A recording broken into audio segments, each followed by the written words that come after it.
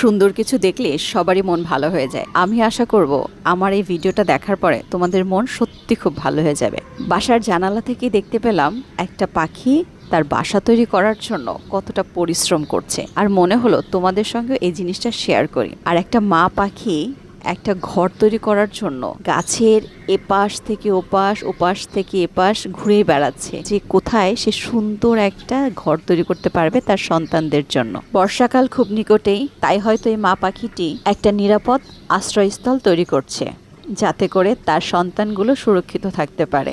আমাদের সবারই কিন্তু প্রাকৃতিক সকল দৃশ্যই ভালো লাগে। অভূতপূর্ব এই সুন্দর দৃশ্য দেখে আমার আজকে সকালটাই যেন পরিপূর্ণ হয়ে গেল। কাঠঠোকরা পাখি বেশিরভাগ সময় পিঁপড়ে, সুইপোকা, মাকড়সা, টিকটিকি এগুলো খেয়ে থাকে এবং দুর্যোগপূর্ণ সময়ের জন্য এগুলো তারা মজুত করেও রাখে। আমরা আমাদের প্রকৃতিকে রক্ষা করার জন্য একটু হলেও যদি তাদেরকে সাহায্য করতে পারি, হয়তোবা সেটাই হবে আমাদের জন্য অনেক বড় পাওয়া।